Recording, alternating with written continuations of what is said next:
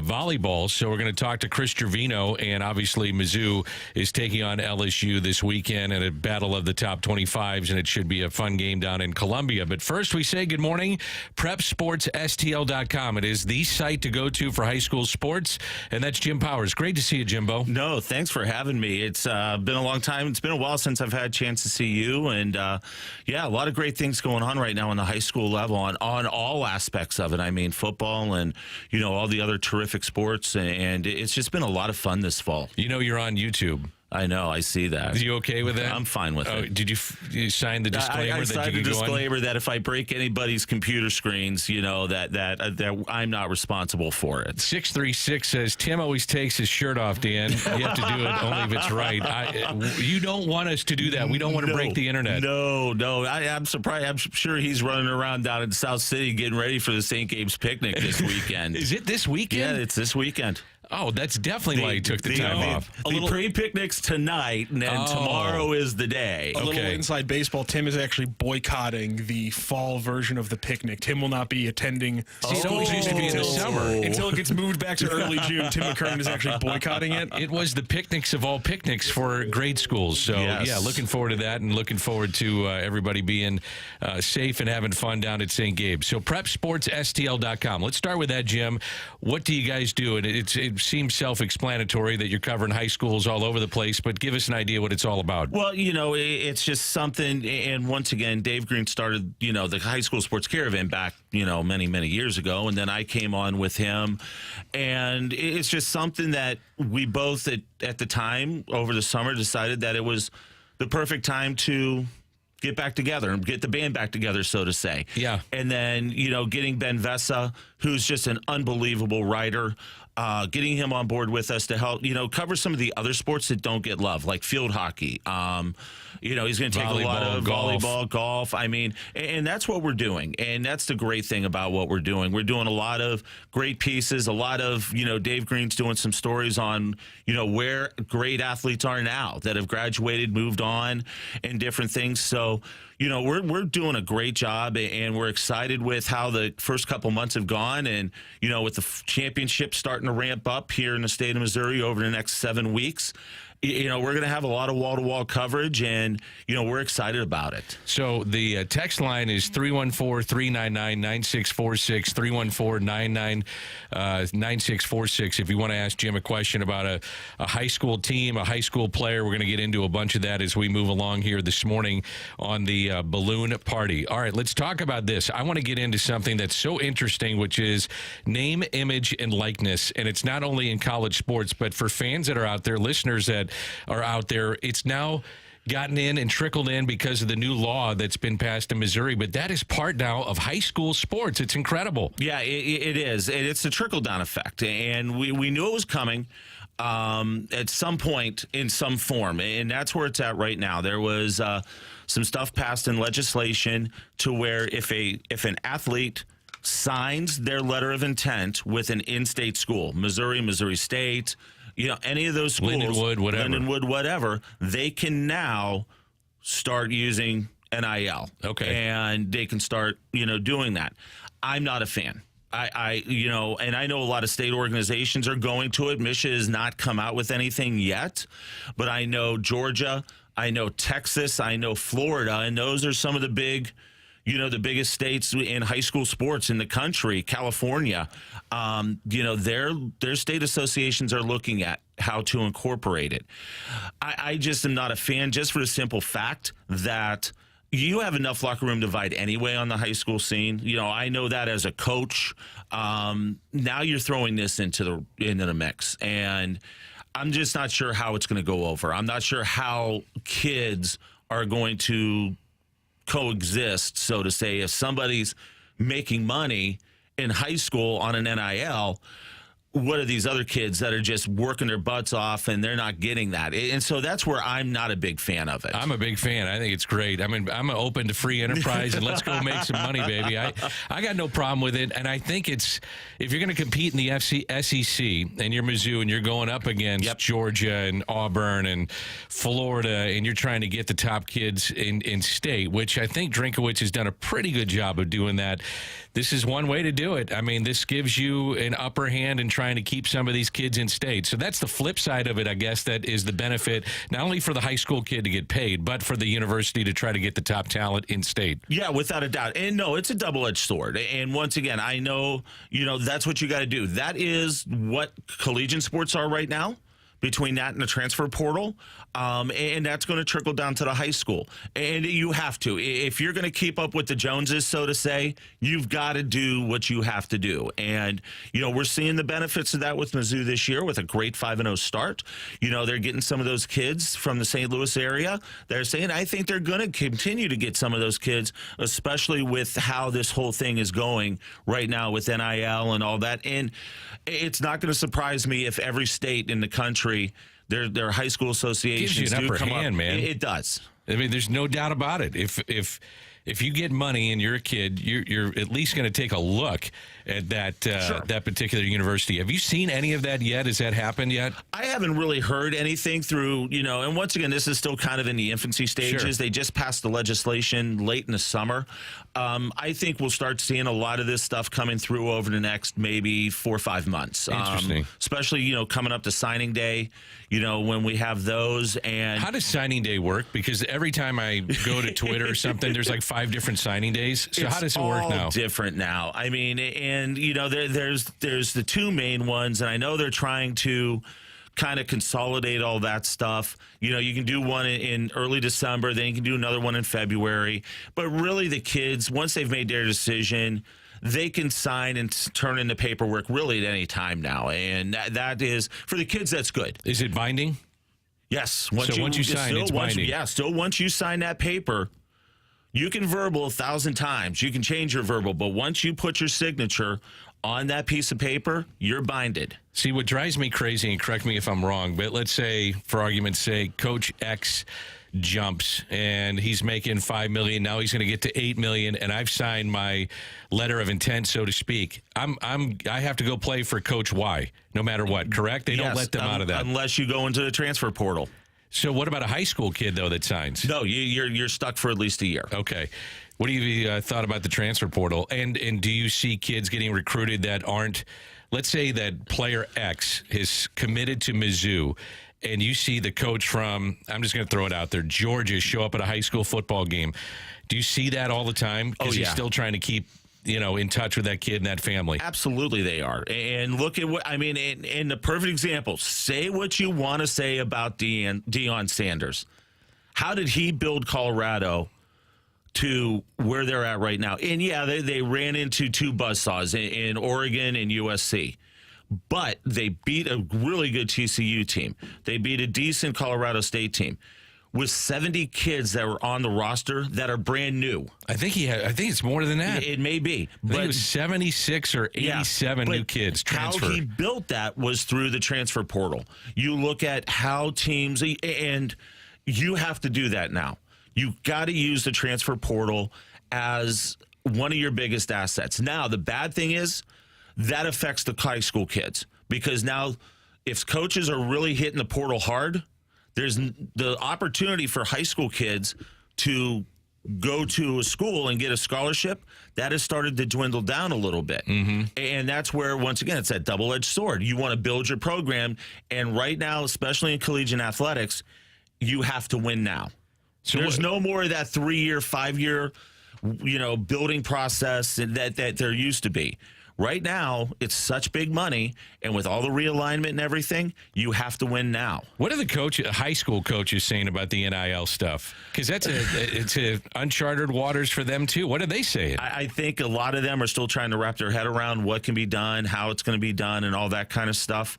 The biggest thing that a lot of them still continue to say is that they're worried about is, once again, the locker room divide and things like that, trying to keep everybody galvanized, keep everybody together. So not a whole lot right now.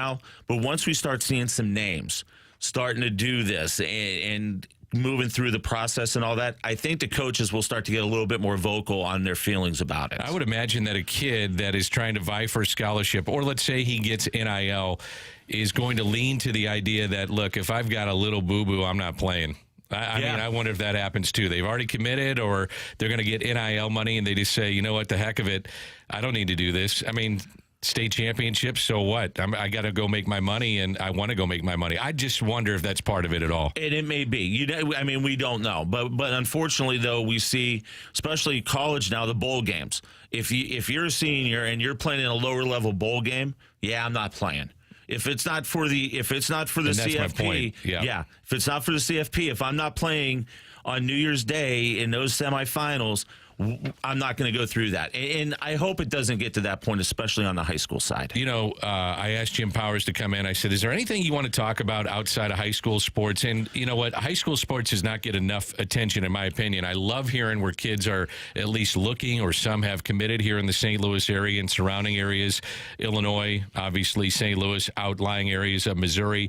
PrepSportsSTL.com. But I also said, what do you want to promote? Because I know we're going to get into teams and where kids may be going, but you're a busy guy. American Cancer Society, you got something going on with that. Yeah, and you know what? This is something that started a few years ago, and I love how the kids are now getting involved with something bigger than just sports. And, you know, the American Cancer Society putting together an all-star game, football game, and the second weekend of December, I think December 9th, over at MOBAP. They had 140 nominations from to play in the game. To play in the game. Cool. You know, and I'm assuming it's good for them, too, for those that haven't signed. Exactly. They get some exposure. It's a great last impression. They're inviting, you know, a lot of the college coaches to come watch the game. But the biggest piece of it is the kids are making money for the American Cancer Society. Cool. And it's really awesome for those kids to be involved with something like this. Larry Frost, longtime coach over at Kirkwood, still runs the St. Louis Coaches Association. He's part of the committee. John Pacala and Sorrel Harvey, they're coaching the game this year. And it's just great for the kids. It's just a super thing, and especially looking at it for a bigger cause. And that's making money for cancer research. We've all been affected by cancer. And for us to have the opportunity to let the kids help make money and do great things. I was at the Smet last week. They had their pink out game against the U-High. It was unbelievable. Yeah, that's neat. I mean, it was just so cool to see the kids doing something for something bigger than the sport. So the text line, again, if you want to ask about a team or about a particular player, a kid that's playing football, basketball, whatever the sport may be, it's 314-399-9646, 314-399-9646. For those of you that remember Joel Bushbaum is a guy that was all over pro football, and it was back in my days at KMOX, and Randy Carricker would host that show. I hosted that show. You could bring up the remote third string tight end from some school that was D3, and he had an idea about where the kid may be in terms of being a pro or whatever the case may be. Well, that's Jim Powers on the high school level here in St. Louis. He's our own Joel Bushbaum. Unfortunately, we don't have enough time to talk about everybody in high school, but we're going to try. So that's Joel Bushbaum, and this is 101 ESPN.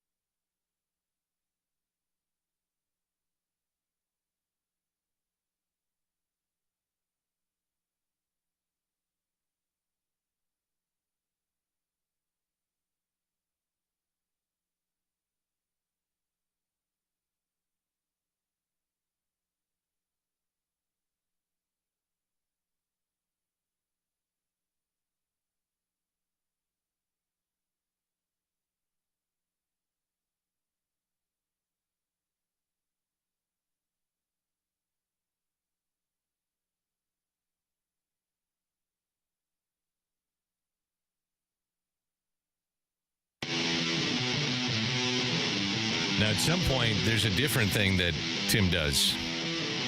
Piddles puddles. They go through a segment that Piddles has. It's either the Friday is the Little Piddles 6-shooter usually. Oh. Yeah, we ain't doing that. No, we're not doing okay. that. I don't have those prepared, sorry. I got you. 314-399-9646. Jim Powers is our guest in studio. PrepSportsSTL.com is we're going to go through some of the top programs and players, but I have to get to a text. I'm Dan Mclaughlin filling in for Tim McKernan, and it comes from John Kiowski. Now, John Kiowski runs 101, and he runs KSHE, and he runs all the different stations under this cluster of great stations that we have in St. Louis. So if I don't get to John's text, he didn't even text me on my phone. He texted me on the text line. So if I don't get to this, it's going to be problems. We're all in trouble. So I may not ever be allowed back in the studio if we don't answer that text. He loves hockey. This is the home of hockey on the radio side, 101 ESPN. So top hockey players coming out of the area or the top programs, what are they? I think the top programs, and once again, the kids, I don't start diving into that stuff here until, football takes up such a I don't care, big Jim. time. You're supposed to know this stuff. I know. You know everything else. CBC is going to be loaded again this year. SLUH is going to have another terrific team. DeSmet, they had a terrific run last year. So the usual suspects. The usual suspects. And then you look at, the Parkway schools have really embraced what the hockey's all about. Is it sanctioned? It's not a sanctioned state. It's still run by, by Jeff over, with Mid-States Hockey. Yeah, they do a great job. And they do a phenomenal job. I mean, their website's terrific. That's where I get a lot of my information. And once things start to settle down and we get into the hockey season, I'll really start looking at their website because they list, they've got game schedules and all that. And it's just really, really great to see, what's going on the hockey scene here. They moved their championships up to Centene, and Centene is just an absolute phenomenal facility for Mid-States to have their championships, both the WIC and the Challenge Cup. This is an odd question, and I know you're ready for it, but the rage across the country, and you see major players in this and people that are some of the biggest faces and names in sports and entertainment. And I mean this as a sincere question. Pickleball. Is pickleball coming to high school? At some point. You think so? I mean, you look at where some things are coming down the pipe. You've got lacrosse that I think is going to. Lacrosse may be the next state sanctioned sport. They just sanctioned boys volleyball here because of how it's exploded here in the metro area in the spring. That exploded really back in the early 90s. Yeah. And I can't believe it took this long to get it sanctioned. What you've got to do, and here's the process, you have to have at least 50 teams, 50 schools in at least 4 different districts in the state. That there's 9 total districts that MSHAA deals with. Yeah. You have to at least have 50 teams in 4 of those districts. Then you can petition to have the sport named as a championship sport in MSHAA. Boys volleyball finally got to that number. It's been big here in St. Louis, but it wasn't big out in Kansas City. It wasn't big in Springfield. Now they've gotten it. In fact, ever since they made the announcement, they're up to like 85 schools that are going to play boys volleyball. Same thing with hockey. I think it's coming. I think lacrosse is going to get there first because lacrosse is just blown up. But honestly, pickleball, absolutely. It's not going to surprise me if we see pickleball on the high school level coming down the pipe at some point. We have a ton of texts asking us about the Wingo kid, football star from St. Louis U High. Where is he going, or what's he looking at right now? He's got offers all over the place. I know Mizzou wants him in the worst way possible.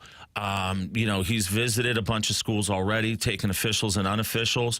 How many officials do you get? 5? You get 5 officials. Okay, but you can go unofficials. I mean, all over the place. All over the place. But this kid is just an unbelievable talent. Early in the year, I was saying on my podcast and on things, if you let him touch the ball on special teams, you need to be fired as a coach because you cannot punt the ball. He's like Luther. He's a kid that he can touch the ball and he could score at any given time. He's been dinged up a little bit, hasn't played the last couple weeks, but he is somebody that's going to write his own ticket to wherever he wants to go. And the thing is, he's a terrific track athlete as well. He's been down to state the last 2 years, in the hurdles, and it's just been terrific. He's made it to the final heat, but whoever can get him he's going to be a difference maker right out of the gate. When you show up on a Friday night at a various high school, are you seeing Coach drink a bunch? Is he in person, maybe taking the helicopter, going from school to school and taking in games? Are you seeing Brett Belima? I think I said that right. I always mess up his name, the head coach at Illinois. But are you seeing Lindenwood? Are you seeing these head coaches, even though they have a game on Saturday, but jumping high school to high school? You're seeing Drink out a lot. He was just out at Howell a few weeks ago to check in on G. James, who's going to be going to Mizzou next year, joining his teammate from last year, Brett Northfleet, who's really come in and made a difference as a freshman this year for the Tigers. Yeah. A tight end. He's been bouncing around.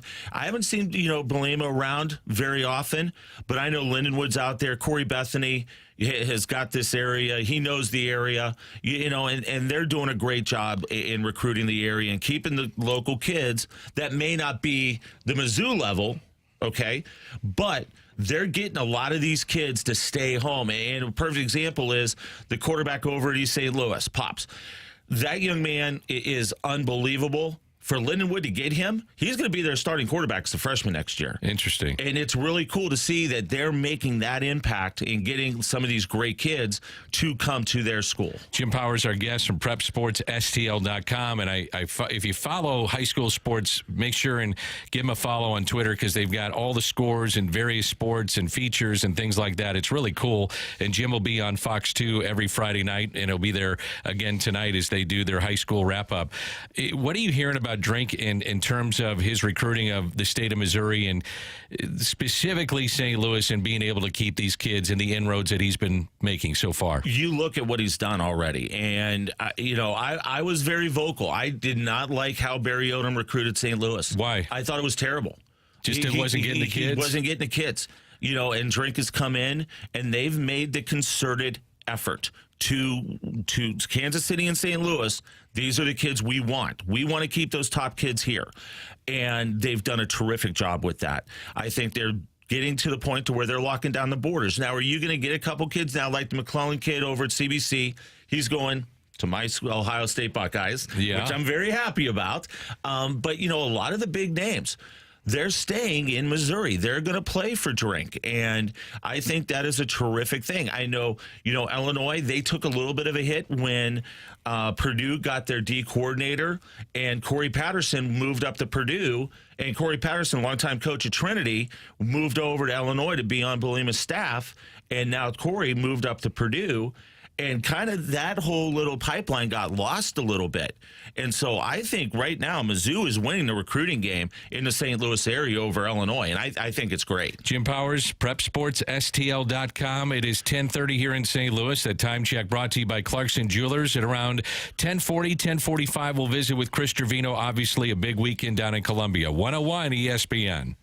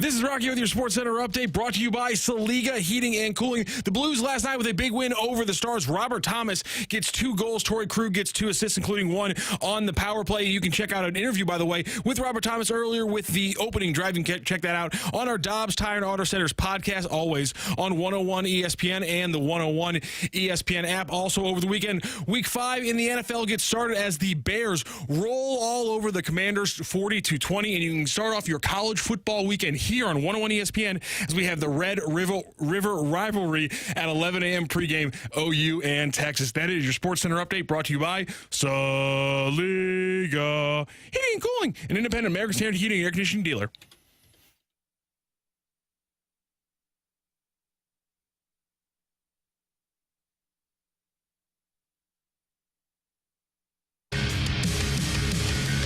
From PrepSportsSTL.com, that is Jim Powers just across the way in studio. He'll be on Fox 2 tonight. I'm Dan McLaughlin, filling in for Tim McKernan. Coming up later in the show, Chris Gervino. He'll be on the Mizzou broadcast, and you can hear him tomorrow as LSU is in town, and it's a big weekend for Mizzou. All right, Jim, let's fire into this and some quick hitters. Top teams right now, football-wise, in the state of Missouri. And real quick, we were talking about Wingo. Canceled his visit with Colorado last week. He will be at Mizzou tomorrow, so... Wow. That's huge. Real quickly, too, we get some questions about an unofficial visit to an official visit. Official visit, correct me if I'm wrong, is 5 paid visits, Yes. not paid in the pocket of the kid, but they can fly him out there, he or she, to that school, take him around, fly him back, feed him, that kind of stuff. Yeah, that's what You the get 5 official of those. visit is. You get 5 of those to where the school picks up the tab and all that kind of stuff. But unofficial, you got to pay your own way. You can still go to the game for free and get a pass for the game, but everything else, hotel, travel, all that stuff, you are on your own dime for that. Okay, top teams in the state of Missouri or St. Louis in particular, who do you have? Well, right now, and you look at the Smet, and I've had a chance to see that. I saw him live last week. I'll see him again tonight, and I've seen him on film. They are as legit of a team as I've seen in an awfully long time. The way they beat CBC a few weeks back, the way that they're just handling their business. They've got a great quarterback in Dylan Duff. They got a great running back in DJ White. I mean, they're offensively as good as you're going to see. But How many D1s do you think they got? I think right now you're probably looking at least 5 or 6. Wow. If you have that, you're probably going to win state. Yeah, and you still got to get through district. You're going to probably have another matchup with CBC at some point in the quarters, and then you've got to get beat up to on them pretty well, though. And it was a lot of defense. They took advantage of some turnovers, turned it into points on short field. Their special teams were on point. I mean, they are as good as that. I think they're the number 2 state team in Class 6. Lee Summit North is right now just unbelievable, and they're steamrolling people out in KC. And then you look at Lutheran North. My gosh, the job that Kyle Wagner has done up there. Dakari Hollis, their quarterback. You want to talk about a young kid that is growing up in front of all of us this year. I mean, you go to Blair Oaks. Now, nobody wins in Blair Oaks. Defending state champ. Lutheran North goes in there and beats them, and beat them pretty doggone good. And then the following week, you go to Howell, the defending Class 5 state champs, and you beat them on a last-second play. This team has the resume. They're number 1 in Class 4. They get a big one this week. They are going to travel to Macon and play, the Spoof Hounds of Maryville. Spoof Hounds. That is the best nickname in the state of Missouri. What is a Spoof Hound? Yeah, I have no idea, but it's awesome. And Maryville, they're number 3 in Class 3. Okay. I mean, so, once again, Lutheran North, another opportunity to, build on their resume. And I think they're the odds-on favorite right now in Class 4. Championships, are they going to move back or move forward? Because Faroe Field with Mizzou and Arkansas is always a Thanksgiving Friday. So are they going to play those games that weekend, or what are they going to do? Well, right now, everything will be the following weekend. Okay. So do they get 2 weeks off from their season? So they're moving everything back. What they did was with Class 6 and 8-man. Class 6 moved from 32 teams and that's to 42 teams, and 8-man moved 2 more teams as well. Okay. So with those 2 classifications moving to more teams, you have to now expand the districts to 8 districts for each of those. And what that basically did was it takes Thanksgiving weekend out of play, because now all the semifinals are going to be that weekend. Now, I know a lot of the coaches A lot of the administrators would absolutely love to see the championships all together again on Thanksgiving weekend. And I know the basketball coaches want that in the worst way so they can get their basketball players that are football players.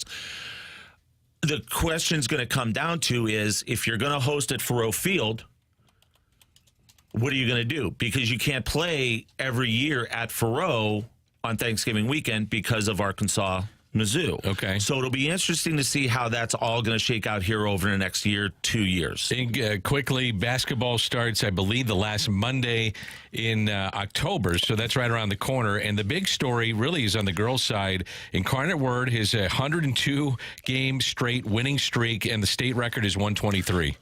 I think they get the record. And once again, they've got such a great group coming back from last year. Dan Rolfus, there's a reason why he was all around the country coaching this summer. He coached the USA 16U team. It's awesome, yeah. You know, he had a chance to, they built a court up in New York City, I think it was, outside, and he got a chance to coach there with Nike. I mean, Dan has just done a terrific job, and he's got a great cast of characters coming back this year. I think they get the Stratford record. And Stratford, you know, if you follow Mizzou women's basketball, Haley Frank played on the Stratford team that set the record of 123 consecutive. I think Incarnate gets that this year. And once again, Dan's not shying away from anybody. They're playing a national schedule. They're going to go back out to California. They're going to go down to Louisville, Kentucky. I mean, they play the top teams in the country. Yeah, they do. And that's the difference between the two records is Stratford's record was mainly Missouri teams, sprinkling a few Arkansas teams, maybe one or two Oklahoma teams because they're down in that southwest corner. But what Dan's done, he's doing it against national caliber teams. Which is amazing. Hey, buddy, thanks for coming in and stopping by. Really appreciate it. Hey, anytime I can hang out with you, it's great. And my gosh, being on the balloon party with Tim McKernan, my career has been solidified. Awesome. PrepSportsSTL.com. Jim Powers, PrepSportsSTL.com. Also watch him on Fox 2 on Friday nights. That's Jim Powers. We'll head to Columbia and Chris Gervino, our guest next.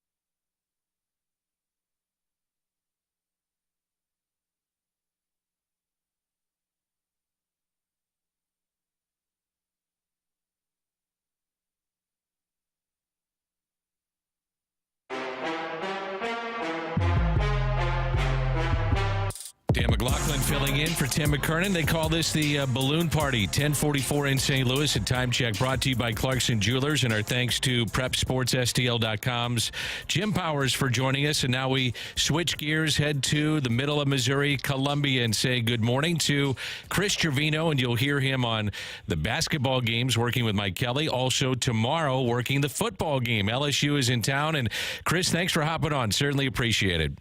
Oh, my pleasure, Dan. Good to be on with you. Yeah, you too. I looked at what was happening down at Mizzou. It's not just football, but Midnight Madness. Is that true? That's going on right now or later tonight. Is that right? Yeah, it will be. It's a huge weekend, as you might imagine. And, honestly, there's so much excitement right now over both the major programs here. It's been a minute, as they say, but both programs are really looking up, certainly as we speak. Dennis Gates, how about the recruiting class potentially coming in? That's as good as they've had in a while. Well, he's a machine. I mean, he really is. It's amazing. And over the years, I'm not one to get particularly excited about rankings and stars, but I know it's probably better to have those guys than not have them. And Missouri right now has 5 commits for next year, and all of them are 4-star recruits. So you got to figure a few of those 5 are going to really hit and be pretty good, and that bodes well for the future. What does he do that separates him from others that you hear about that allows him to get some of these kids to come to Columbia? It's interesting. I think what I've heard in just a short time here is really the personal touch and connection he makes with each of the players and recruits, really takes an interest in them, spends a lot of time with them. He's got a great deal of energy, and I think he's got a track record, too. You look at his time at Florida State as an assistant before he became the head coach at Cleveland State and turned them around. He and Charlton Young, his top assistant now at Missouri, were at Florida State for 6 and 8 years. And they recruited so well there. They've got 7, 8 guys now in the NBA, Dan, and I think they really helped Leonard Hamilton with his success the last 10 years or so. Florida State dipped last year, and maybe one of the factors was both Gates and Young were gone, and both here at Missouri. Now, that might be simplifying it a bit, but they really recruited well and made them a basketball school for the better part of the last decade. They were really probably better in hoops than football for a while there after they won the national title in football in 2013. You never thought you would have said that, but he's really proven to be a great recruiter. Different place, different climate here, certainly than Florida. But, man, he's hit the ground running with recruiting. And the success last year here at Mizzou only helped, I'm sure, as he goes out and tries to bring kids here to Missouri. It's awesome. Let's talk now about the big game, LSU and Mizzou. Just in a general sense, Chris, the excitement level happening in Columbia and the kind of crowd you're going to have tomorrow, what's it like, the build-up going into this game? Oh, it's great. There was a lot of anticipation, frankly, just for the Kansas State game a few weeks ago because that was a top 15 team coming in, Big 12 champs, and it was sold out.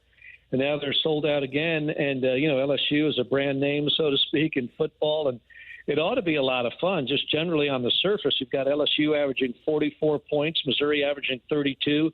LSU's quarterback, Jaden Daniels, probably as good as there is, 16 touchdown passes, 2 interceptions, run for several hundred yards, completing 73% of his passes. But then Missouri's Brady Cook is doing great, 75% completion, 11 touchdowns, no interceptions. And as you know, they've got another St. Louisan, not just Brady Cook starring, but Luther Burden leading the country in receiving yards, 644 of them.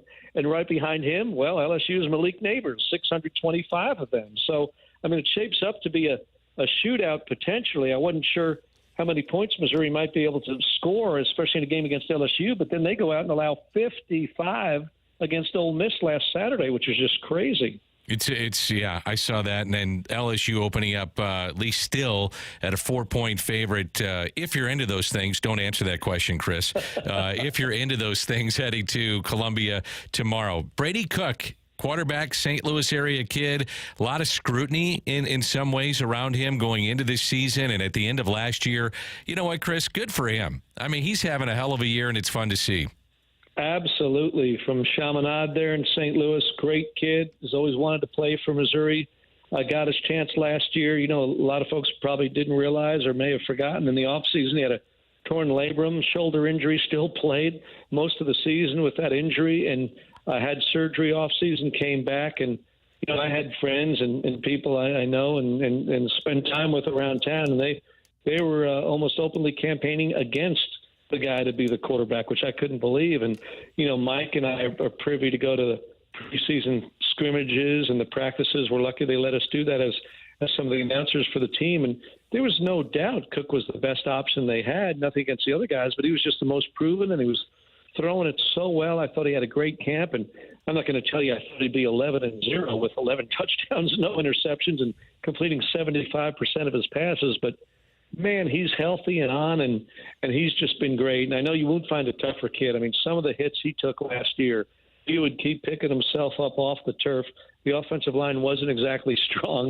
It was a big question mark coming into this season, but he's been outstanding, and not a coincidence the team's off to a 5-0 start. Tough game tomorrow, though. I mean, certainly a tougher opponent than they've had probably everyone except maybe K-State. I mean, these guys are in a different neighborhood. Absolutely. Chris Gervino, our guest, he'll be on the call tomorrow, Mizzou and LSU. Did you see it coming, though, with Brady Cook, the kind of year and the kind of numbers? You already gave us the numbers. Did you see this coming at all, or was this kind of a surprise for a lot of people down there? No, I mean, I'm a little surprised, too. I mean, like I said, some people didn't think he should start, and I didn't think that was fair because I've been out there a lot and seen him compared to the other guys, and the other guys have great potential, but they're not where Brady was coming into the season by any means. Now, what's been encouraging really is to see the deep ball he's been able to throw, and, again, that's a lot with Luther Burden's ability, and certainly he's had yards after the catch, but they've got this young kid out of Texas, Marquise, who's been outstanding receiving the ball, long range. He's had a couple of long touchdown receptions, including one in St. Louis against Memphis, and then last week at Vanderbilt. So he's got some personnel. I think the receiving corps is probably as strong a positional group as Missouri has when you have Burden, the star, but also Theo Weiss, the transfer from Oklahoma, who's really been good. And then, of course, another St. Louisan, Mookie Cooper out of Trinity, started out at Ohio State, transferred back. I mean, he's really got some weapons around him, and no, he's been better than I thought. I mean, he's been, he set the SEC record now for most consecutive passes without an interception. He's over 300. I mean, it's been really impressive. As well as Luther Burden, man. How much fun is it to watch what this guy is doing now with a year under his belt and what he's bounced, I don't say bounce back, but come back with a vengeance here in year number 2 of his Mizzou career? Well, just terrific, and it is a big difference from year 1 to 2, which I hope you see guys, make that jump, and he really has, and we're seeing every bit of why he was so highly regarded coming out of high school. I mentioned first in the country, 644 receiving yards, first among Power 5 receivers in yards after catch, and that's what's really been impressive to me, his ability to make guys miss in the open field and also just run guys over when necessary. And, they put him in the slot, Dan, this year, and that's made a lot of sense. He's in the middle of the field, has a lot more room with which to operate, can go really any direction as opposed to being out by the numbers near the sideline, starting where he does toward the center of the field. He's in the quarterback's line of view really right away and just gives him a space with which to work. He is a tough matchup, and he's been so good. And, it's really a St. Louis flavor leading the way with Cook and Burden and then Cody Schrader, the starting running back. Those guys have been a good three-headed monster, if you will, for Missouri's offensive attack. So when you get behind the radio and listen to you tomorrow, or you're sitting on your couch, and by the way, Chris, you do a great job with Mike and Howard, what are the keys, you think, for this game? So if I'm sitting there watching, what should I be watching for? I know you really get into this and watch the tape and break it down. Yeah, it's fun for me. I think really they've got to take advantage of LSU's pass defense, which has not been good. Their secondary just frankly has had a lot of trouble guarding people, which is a problem.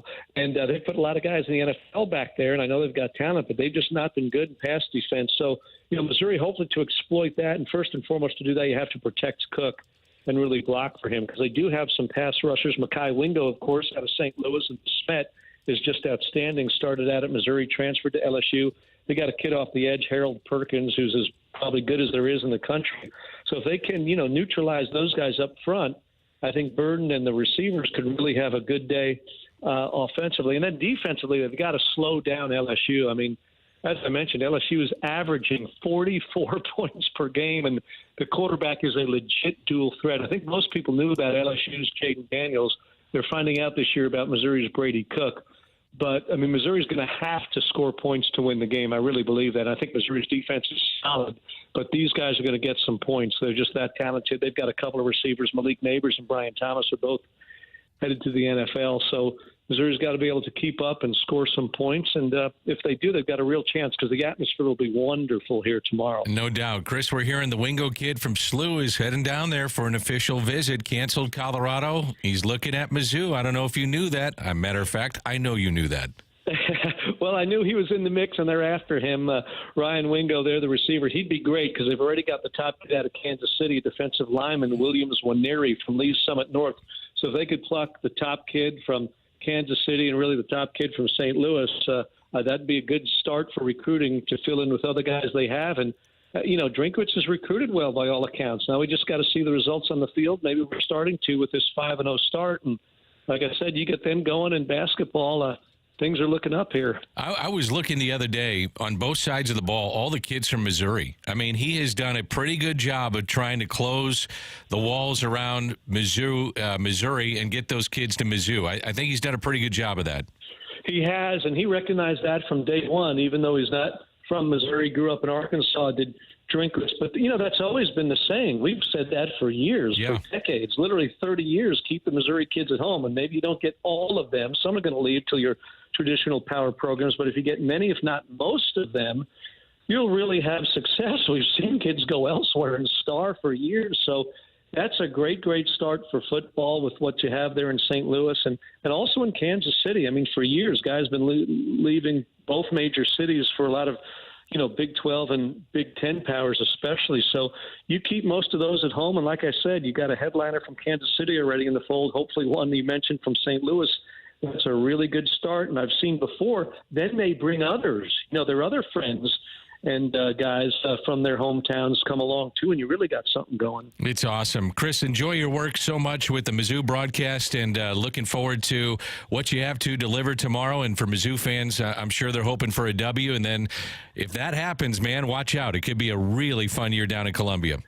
Yeah, it could get really crazy. Thanks, Dan. Good to hear from you. You take care. You too, buddy. That is Chris Gervino, and I've known Chris for a long, long time. Does a great job on the Mizzou broadcast. Hey, before I say goodbye, little self-promotion here, but Monday is my golf tournament. I've been doing it for 21 years. This is the 21st Dan Mclaughlin golf tournament, which benefits the Special Education Foundation. So I bring this up. It is sold out, but there are auction items that are as unique as it gets in terms of sports, and you can bid on those if you go to the website sef-stl.com, sef-stl.com.